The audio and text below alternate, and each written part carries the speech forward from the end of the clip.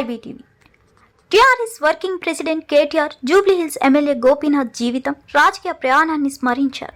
హైదరాబాద్లో జన్మించి ఉస్మానియా విశ్వవిద్యాలయంలో విద్యాభ్యాసం చేసిన గోపీనాథ్ ఎన్టీఆర్ ప్రభావంతో ప్రజా సేవలోకి వచ్చారని తెలిపారు. కేసీఆర్ నాయకత్వంలో వరుసగా 2 సార్లు ఎమ్మెల్యేగా గెలిచి నియోజకవర్గ అభివృద్ధికి కృషి చేశారని అన్నారు.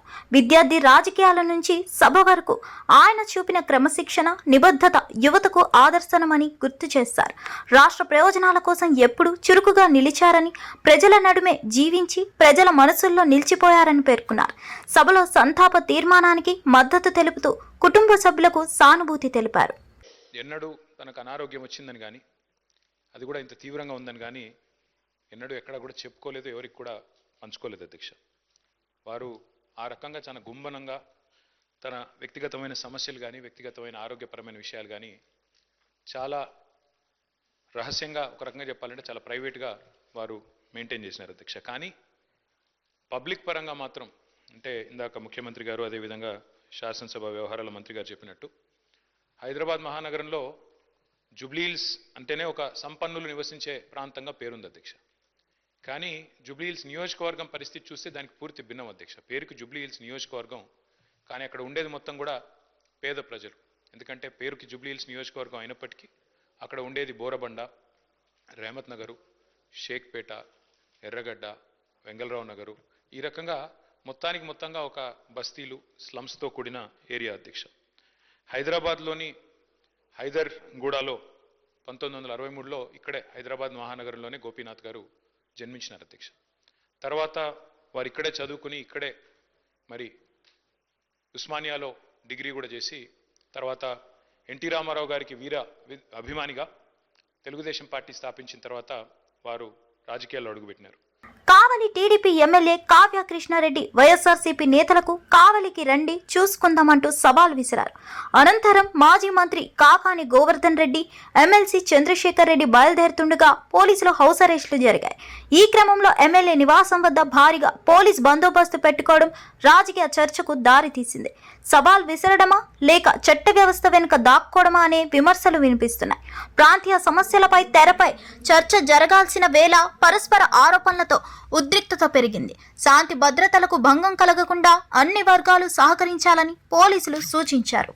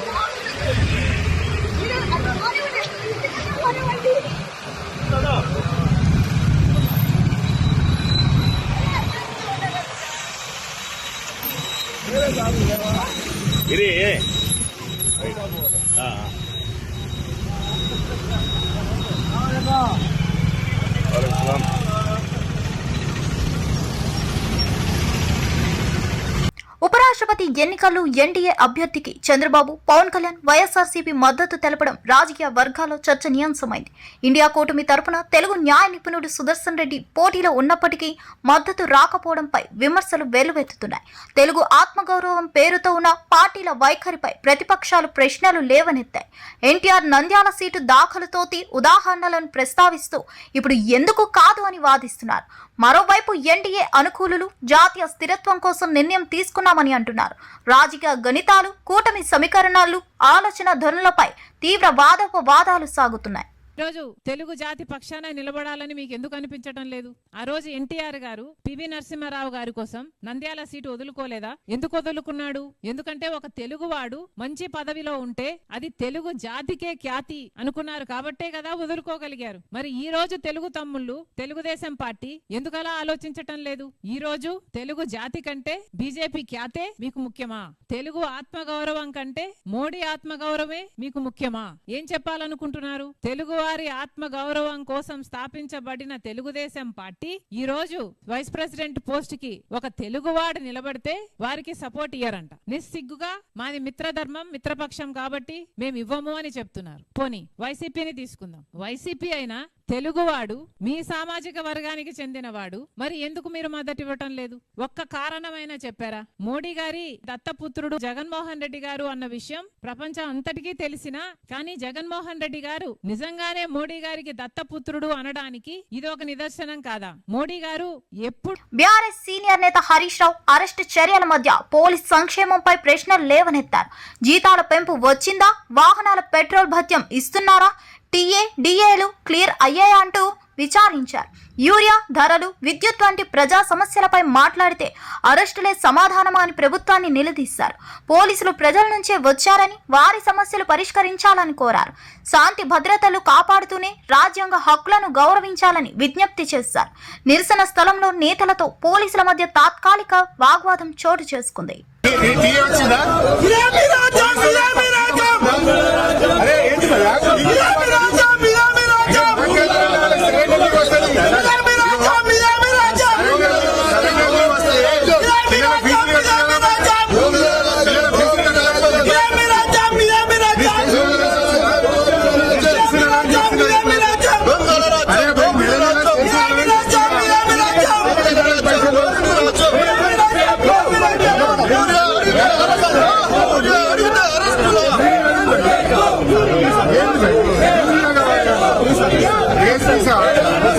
అరే నీ పెట్రోల్ బిల్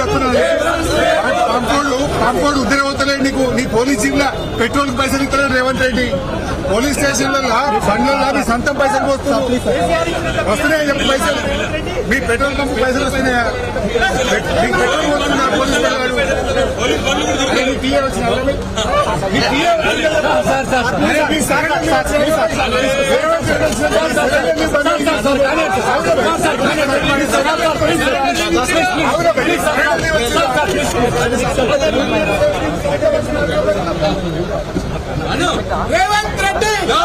రైతులకు యూరియా లభ్యం కాకపోవడంతో మహిళలు సైతం అర్ధరాత్రి వరకు క్యూల్లో నిలబడుతున్నారని బీఆర్ఎస్ ఎమ్మెల్యేలు, ఎమ్మెల్సీలు అగ్రికల్చర్ కమిషనర్ ను కలిసి పిటిషన్ ఇచ్చారు. గద్వాల, మరికల్లో ఎరువులు అడిగిన రైతుపై ఎస్ఐ దాడిపై తీవ్ర ఆగ్రహం వ్యక్తం చేశారు. డివిజన్ వారీగా సరఫరా ప్లాన్, అక్రమ నిల్వలపై ప్రత్యేక దాడులు, తక్షణ అదనపు కోటా ప్రకటన కోరారు. రైతులపై దౌర్జన్యాలకు బాధ్యులపై చర్యలు తీసుకోవాలని డిమాండ్ చేశారు. ప్రభుత్వం అత్యవసరంగా బఫర్ స్టాక్ విడుదల చేయాలని, ఆన్లైన్ టోకెన్ వ్యవస్థ పారదర్శకంగా నడపాలని సూచించారు.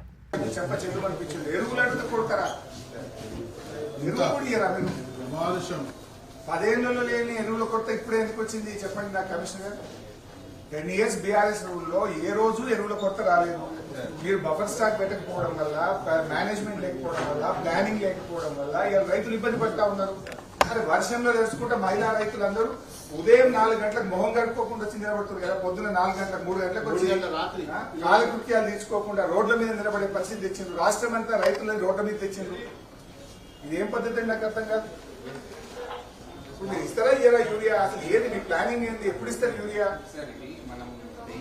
ఏపీ మంత్రి డోలా శ్రీ బాల వీరాంజనేయ స్వామి శ్రీశైలం దేవస్థానాన్ని వివాదాల్లోకి తీయొద్దన్నారు.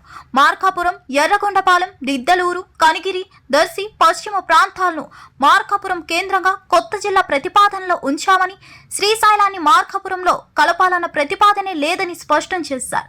2 జిల్లాల మధ్య చిచ్చు పెట్టే ప్రచారాలను ప్రజలు నమ్మవద్దని కోరారు. అభివృద్ధి లక్ష్యం, ఆధ్యాత్మిక భావాలను గౌరవించేలా నిర్ణయాలు ఉంటాయని చెప్పారు. సంబంధిత శాఖలతో సమన్వయంగా పరిపాలన సౌకర్యాలను మెరుగుపరుస్తామని హామీ ఇచ్చారు. మార్కాపురం జిల్లా ఏర్పాటు గురించి గతంలో పార్టీ చెప్పిన విధంగా ఈరోజు మంత్రివర్గ ఉపసంఘానికి సంబంధించినటువంటిది ప్రతిపాదనలు వచ్చాయి. కొంతమంది 2 జిల్లాల మధ్య చిచ్చు పెట్టే విధంగా శ్రీశైలం పవిత్ర పుణ్యక్షేత్రం, ఈ శ్రీశైలాన్ని కూడా వివాదాలకు లాగడం మంచిది కాదు. ఇక్కడ ప్రజలెవరూ కూడా ఆందోళన చెందాల్సిన పని లేదు. మనం ఉన్నటువంటి దాన్ని ఎలా చేయాలనే మీద మంత్రివర్గం వెళ్తుంది కాబట్టి ఒక వ్యక్తిగత కోసం మీడియా ద్వారా దుష్ప్రచారాలు చేయొద్దు. ఏ జిల్లాలో ఉన్నాయో ఆ జిల్లాలకు సంబంధించి వెళ్తాయి. మంత్రివర్గ ఉపసంఘం పరిశీలన చేస్తుంది. కొత్త జిల్లాలో మనం పెట్టిన ప్రతిపాదన ఏంటంటే మార్కాపురం, దర్శి, ఎర్రగొండపాలెం, గిద్దలూరు, కనిగిరితోటి పశ్చిమంలో మార్కాపురం జిల్లా ప్రతిపాదించాం. అంతేకాకుండా ఇక్కడ శ్రీశైలాన్ని వివాదాల్లో లాగటం ఇట్లాంటి ప్రయత్నం. ఎమ్మెల్సీ విజయశాంతి అసెంబ్లీ సమావేశాలకు హాజరు కాలేనని చెప్పే నేతలపై ఘాటు వ్యాఖ్యలు చేశారు. ఫామ్ హౌస్ లో ఉంటే ప్రజల సమస్యలు ఎలా వింటారని ప్రశ్నించారు. కాళేశ్వరం అంశంపై మాట్లాడాల్సి వస్తే కేసీఆర్ శిక్షాగొత్తారని ఎద్దేవా చేశారు. గత బీఆర్ఎస్ ప్రభుత్వం చేసిన తప్పును సరిదిద్దుతున్నామని, ప్రజా సమస్యలపై నిరంతర చర్చలే పరిష్కారమని అన్నారు. సభను బహిష్కరించకంటే ప్రజా ప్రయోజన బిల్లులు, ప్రశ్నోత్తరాలపై చురుకుగా ఉండాలని సూచించారు. సో దాన్ని మొత్తం సెటరేట్ చేయడానికి మా ప్రభుత్వం ఉంది, చేస్తుంది, ఇంకా కూడా చేస్తుంది. కొంత టైం పడుతుంది. ఒకే రోజు అద్భుతాలు జరగవండి. ఎందుకంటే వాళ్ళు చేసిన తప్పులు, మరి అప్పులు అన్ని చోట్ల పెట్టారు. మనం అన్నీ సెటరేట్ చేయాలని కొంచెం టైం పడుతుంది. కాబట్టి ముందు ఈ వరదల్లో చిక్కుకున్న వాళ్ళందరికీ వాళ్ళకి ఏదైనా తొందరగా వాళ్ళకి అందేటట్టు చేయాలని మేము అందరం కోరుకుంటున్నాం. మా ప్రభుత్వాన్ని కూడా అడుగుతున్నాం. ఎందుకంటే చాలామంది అన్నీ కోల్పోయారు పాపం. నిజంగా పంట నష్టం కావచ్చు, అసలు మొత్తం ఇంట్లో సామాన్లు పోయినాయి, బట్టలు పోయినాయి, తినడానికి తిండి కూడా లేదు. అంత దారుణమైన పరిస్థితి. సార్ నేనేం కోరుకుంటున్నానంటే కొంచెం అందరం ఎవరెవరు బట్టలు అన్ని సామాన్లు పోయినాయి, కొంచెం మా అందరం తలా ఒక చెవి వేసి వాళ్ళకి ఏదైనా అందించాలని మేము కోరుకుంటున్నాం.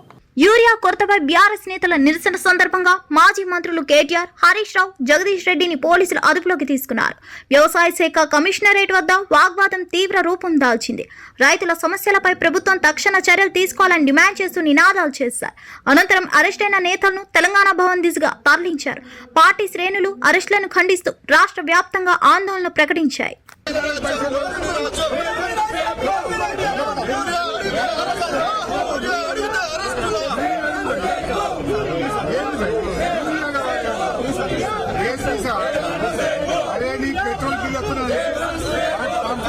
కాంపౌండ్ ఉద్రేవతలే నీ పోలీస్ జిల్లా పెట్రోల్ పైసలు ఇస్తారు రేవంత్ రెడ్డి.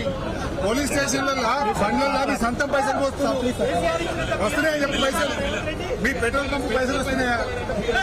మీ పెట్రోల్ వస్తున్నా పోలీసు. గణపతి పూజల్లో పాల్గొన్న సీఎం దంపతులు సభా సమావేశాలకు బయలుదేరే ముందు జూబ్లీహిల్స్ నివాసంలో ముఖ్యమంత్రి రేవంత్ రెడ్డి భార్యతో కలిసి గణపతి పూజ నిర్వహించారు. రాష్ట్ర ప్రజల సంక్షేమం, వరదల నుంచి త్వరితగతిన ఉపశమనం కోసం ప్రార్థనలు చేశారు. అనంతరం అధికారులతో సమావేశ సమయార్థాలపై చర్చించి అసెంబ్లీ దిశానిర్దేశాలు చేశారు. పూజా కార్యక్రమం అనంతరం సీఎం ప్రకటనలు రాజకీయ వర్గాల్లో చర్చనీయాంశమయ్యాయి.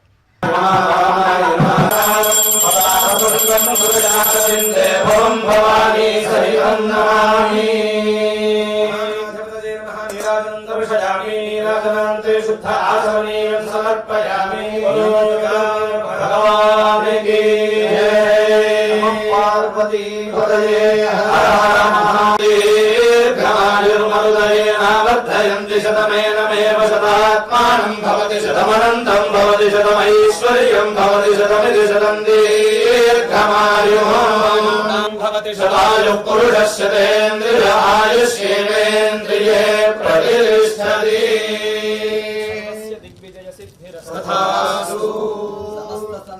రాజకీయంపై కౌంటర్ ఇచ్చిన చంద్రబాబు ఏపీలో పులివెందల, ఒంటిమిట్ట జెడ్పీ ఎన్నికల నేపథ్యాన్ని ప్రస్తావిస్తూ సీఎం చంద్రబాబు ప్రతిపక్షాలపై తీవ్రంగా విరుచుకుపడ్డారు. ప్రశాంత వాతావరణంలో కూడా రప్పారప్ప రాజకీయాలు చేయాలనే ప్రయత్నం చూశామన్నారు. ప్రజాస్వామ్యంలో ప్రజాభిప్రాయం స్పష్టమైందని, అభివృద్ధి ఎజెండాతో ముందుకు సాగుతామని చెప్పారు. ఎన్నికల ఫలితాలు కుట్రలకు కాక కృషికి ప్రతిఫలమని పేర్కొంటూ ప్రభుత్వ పనితీరుపై విశ్వాసం వ్యక్తం చేశారు. కుప్పంలో ఎలాంటి అరాచకాలు చేశారో నేను చెప్పక్కర్లేదు. ప్రశాంతమైన కుప్పం. నేను ఎప్పుడూ చెప్పేవాడిని, ఒకప్పుడు 100% ఓట్లు తెలుగుదేశానికే పడ్డాయి. అవునా కాదా అని మీకు విజ్ఞప్తి చేస్తున్నా. మీ నరాల్లో తెలుగుదేశం పార్టీ సిద్ధాంతానికి కట్టుబడి ఉన్నారు. అలాంటి కుప్పంలో, ప్రశాంతమైన కుప్పంలో రప్ప రాజకీయం చేయాలని చూశారు. కానీ విధి అంతకంటే బలమైనది. మొన్న పులివెందల, ఒంటిమిట్ట ఏం తమ్ముళ్ళు ఏం జరిగిందని మీకు మిమ్మల్ని అడుగుతున్నా. అక్కడ చూశారు వీళ్ళు రప్ప రాజకీయం అక్కడ చూశారు. కబద్దార్ గుర్తుపెట్టుకోండి. తమాషా. డిప్యూటీ సీఎం పవన్ కళ్యాణ్ జనసేన ఏ కులానికి ప్రాంతానికి చెందిన పార్టీ కాదని సిద్ధాంతవేత్త ప్రజా ఉద్యమం అని తెలిపారు. ప్రజల సమస్యలపై నిరంతర పోరాటం చేస్తామని, సమయానుకూలంగా దేశవ్యాప్తంగా సంస్థాగత విస్తరణ చేపడతామని అన్నారు. ఒకరోజు జనసేన జాతీయ పార్టీగా నిలుస్తుందని నాకు నమ్మకమని స్పష్టం చేశారు.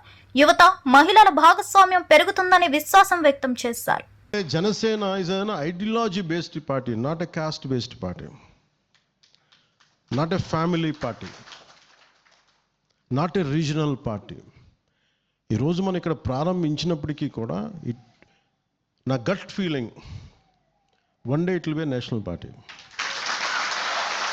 యూరియా కొరత, గ్రామ పారిశుద్ధ్యం, గురుకులాల్లో ఆరోగ్య సమస్యలు, ఫోర్త్ సిటీ, ధాన్యం కుంభకోణం, ఉద్యోగుల టీఏడీఏ, గోదావరి, బనకచర్ల అంశాలపై చర్చ కోరినప్పటికీ ప్రభుత్వం కేవలం 2 రోజులు మాత్రమే అసెంబ్లీ నడిపిందని హరీష్ రావు మండిపడ్డారు. కాంగ్రెస్, బీజేపీ పరస్పర నిందారోపణలతో రైతులను గోస పెడుతున్నారని అన్నారు. ప్రజా సమస్యలపై సుదీర్ఘ చర్చలే పరిష్కారమని, సభ రోజులు పెంచాలని డిమాండ్ చేశారు. టీఏలు, డిఏలు, సరెండర్ లీవ్లు, రిటైర్మెంట్ ఉద్యోగుల బెనిఫిట్స్ ఇవ్వకపోవడము, పిఆర్సీ ఇవ్వకపోవడము, 5 డిఏలు పెండింగ్ ఉన్న అంశాల మీద కూడా చర్చ చేయాలని చెప్పి కోరాం. గోదావరి బనకచెర్ల ప్రాజెక్టు వల్ల తెలంగాణ రాష్ట్రానికి జరుగుతున్న అన్యాయం మీద శాసనసభలో చర్చించాలని కోరాం.